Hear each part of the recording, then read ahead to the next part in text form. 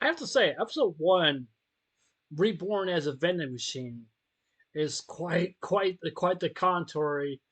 Just to see that, like, how much that these guy has really has gone. And it's funny. It really actually is. The comedy is kind of good also as well too. But there's some things I definitely want to tackle. But I'm not saying it doesn't irritate me, but it's just made me kind of like wonder of like how can someone can interact with the vending machine that it talks, but it says only different commands and stuff like that.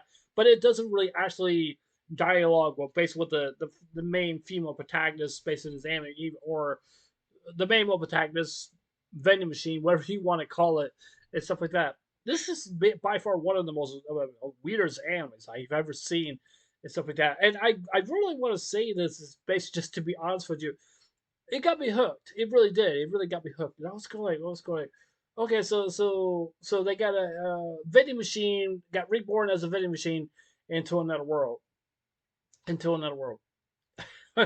Reincarnate as a sword, reincarnate as a slime, reincarnate as a maybe a car or a doll or toys or whatever it maybe is and stuff like that.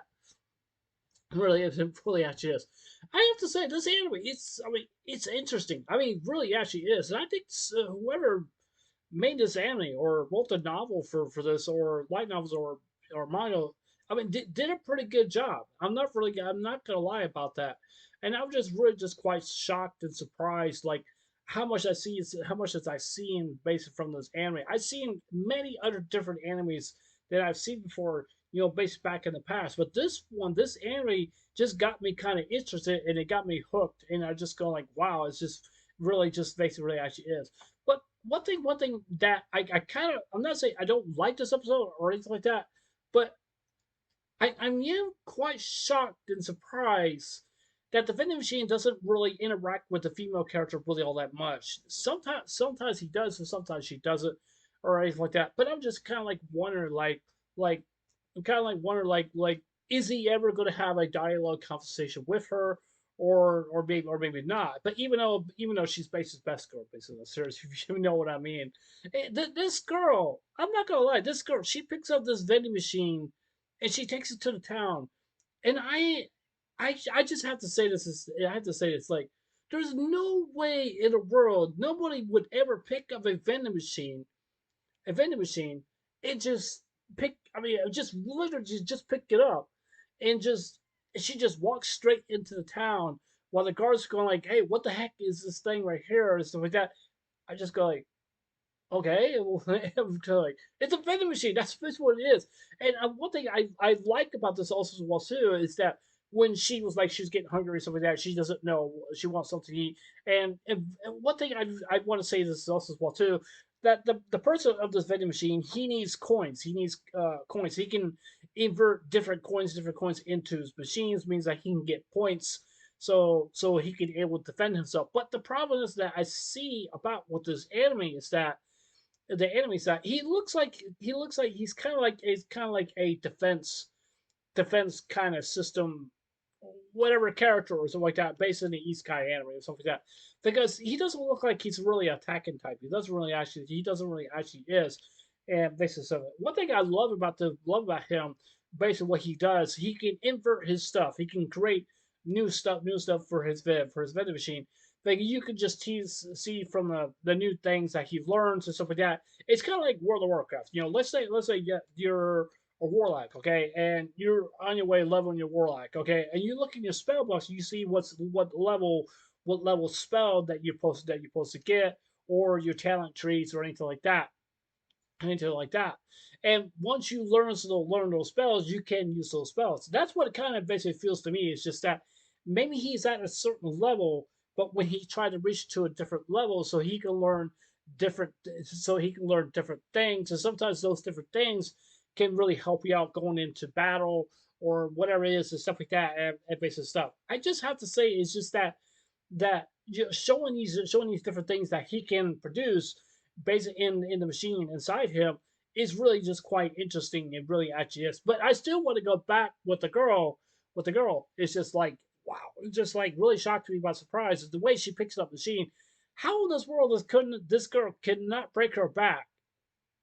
but she's gonna have bad back problems carrying this machine. I'm like, she has straps right there, and she just like carrying the machine like all by herself. The one thing I want to say about this machine is that he doesn't move. He doesn't really move at all. He really does not. He really does not, or anything like that. But one thing I want to say is that I wonder how long is he gonna live? Is he gonna live for a long time, or is he gonna die, or anything like that? Does he need more of these coins for him to survive, to basically help himself out? I mean, to be honest with you, I really do not even know. I'm very excited to see what's going to happen in episode 2 because, like I said before, I'm hooked on this anime. I really am. I'm not gonna lie. It's just I just see these interactions basically going on and stuff like that. But even though she can talk to the vending machine, but the problem is about with the vending machine, which I think this is kind of like a good thing, or it can be kind of bad thing, is that he really doesn't talk really that much. He just says like different commands and stuff like that, like machine that would say and stuff like that. And sometimes I mean like your cell phone is supposed to has a command to call you like whoever's calling you, like your grandma, your brother, or your friend, or whoever it is, and stuff like that. Is supposed to call you. That's what the phone is supposed to be there for. The phone is supposed to be there for to make those commands and say like, hey, you got your grandma calling you, you got your dad or whoever it is trying to call you. That's what you're supposed to do, and you just go whoop. There you go. There you go. You can talk to them on the phone and stuff like that and stuff like that. And it gives you notifications and stuff like that and stuff.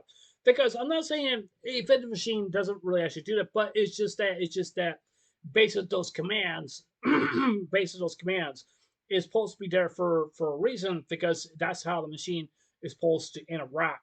But I'm really kind of curious how she's going to make the machine talk and stuff like that because, like I said, for machines really don't talk because they're just born just basically just doing commands and stuff like that. We help them to make them very smart, so and stuff like that. Whatever software that we give them and stuff like that, that's basically what it is. But I really am very intrigued based with this anime, and like I said, I really am hooked up with this anime. It's really unique. It's really nice. It's really something that's absolutely good. I have to say, I just love this episode 1. It's just absolutely just phenomenal and stuff like that. But I'm really kind of curious who's the creator of the manga and the light novels and the anime also well too, because whoever made this did a very good job, and it's just something that you don't really actually see. I think one thing I definitely want to say also as well too. A lot of people were saying like Isekai has become the new norm basically nowadays and stuff like that. I think so. I think so because it has become the new normal and basic stuff. Because the more isekai games we see, the more it's just basically going to go on. Now, some people will probably say Sword Online is basically one is the one that started this isekai, you know, reincarnating into a video game or whatever it is or something. I don't think that's not really the case. I don't think Sword Online is not responsible just basically become an isekai anime or starting other isekai anime. I don't think so, but it's just something that it shows its own different style basically when it comes to other different animes as well too. So yeah, anyways, that's it for this review. Tell me what you guys think. You guys like this episode? You guys think it was good? You guys think it was bad? I thought it was a really brilliant episode. I thought it really actually is. And I really am happy. I really am happy I got a chance to see this. But yeah. So yeah, anyways, this is anyways, I'll see you guys there. Take care. I hope you guys have a wonderful day. Don't forget to subscribe. Please consider subscribing. Please hit the like button. Give me a thumbs up or give me a thumbs up. Doesn't matter to me. But or give me comments down below. I appreciate what the comments, and I ask you guys please be very respectful of the comments down below. And I'm not demanding any respect or anything, but I bet you I'm just saying. I'm so sorry, guys. But yeah, anyways, this is I'll see you guys there. Take care. Hope you guys have a wonderful day. And take care. God bless. Remember, G slowly. I love you guys. Please stay. Remember, stay blessed. Love you guys. Take care.